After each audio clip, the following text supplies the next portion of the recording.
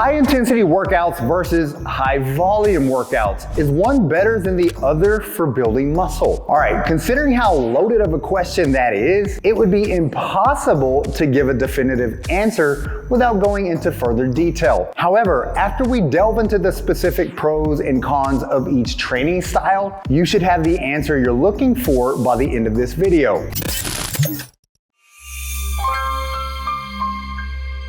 A staple in most bodybuilding workouts is high volume training. The goal of high volume training is simply to complete a large number of sets and reps. As much as quality might be emphasized, high volume training always prioritizes quantity more than anything else. What classifies as a high volume workout will differ between most people, with it mostly being dependent on your usual workout volume. For example, if you usually do 15 sets per muscle group per week, 20 or 25 sets would easily count as high volume for you. However, a person who typically only does 10 sets per muscle group per week might consider just 15 sets as high volume relative to what they've been used to doing. So what are the positives of doing high volume training? After all, if most bodybuilders do it, then you think it'd be the best option to build more muscle, right? Well, I intentionally said most bodybuilders for a reason, although we'll come back to that in a little bit later. Regardless though,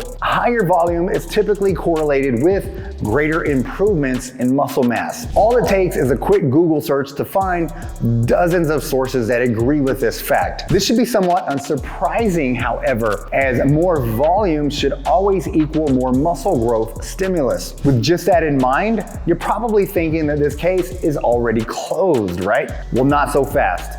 While high volume training prioritizes volume, high intensity training must, of course, prioritize intensity.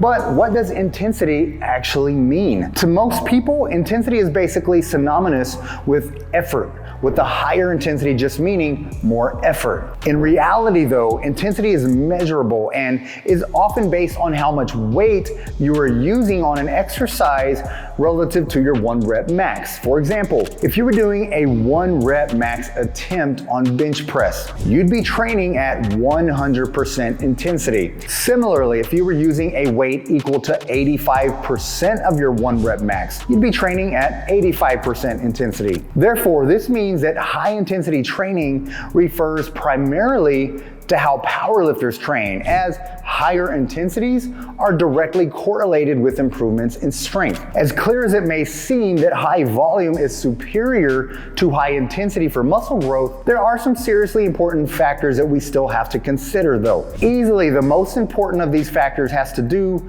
with your effort. You see, high intensity is directly correlated with effort. If you're lifting at maximum 100% intensity, you must be training hard. Conversely, volume is solely concerned with sheer workload, not work, quality, or effort. Therefore, simply saying that high volume is superior to high intensity would be incredibly misleading, as sets are only effective if they bring you close to muscular failure. 50 sets of comfortable chest exercises will not build any muscle if they're not made genuinely challenging and stressing to the muscle. Now, with that said, this problem doesn't just apply to volume, as intensity has an equally damaging flaw regarding effort. Here's the flaw. Except in the case of extremely high intensities of 90 to 100%, effort can't really be accounted for based on intensity alone. For example, 70% intensity is often a difficult set of 10 to 12 repetitions. But if you only do 5 reps at that intensity, you're also nowhere near muscular failure, meaning you're not getting enough growth stimulus either. This then leads us to the next important factor, which concerns reps. Most people are familiar with the fact that muscle growth is optimized within the 6 to 12 rep range. Any lower than this and you'll be mostly training strength, and any higher than this and you'll be getting mostly muscle endurance benefits. Therefore, by implication, high intensity training cannot be done in this hypertrophy optimized rep range, as 90% intensity is often a 4 rep max. This doesn't mean that lower reps can't build muscle, but rather that you'd have to do more sets of these lower reps to get the same muscle growth benefits as a set of 6 to 12 reps. In case you couldn't tell already, the answer to this whole intensity versus volume debate is that neither is necessarily better than the other, because both are very much dependent on one another. Since total volume does not measure effort, you have to take into account the intensity of these sets in order to determine how much of that volume is actually effective for that training session.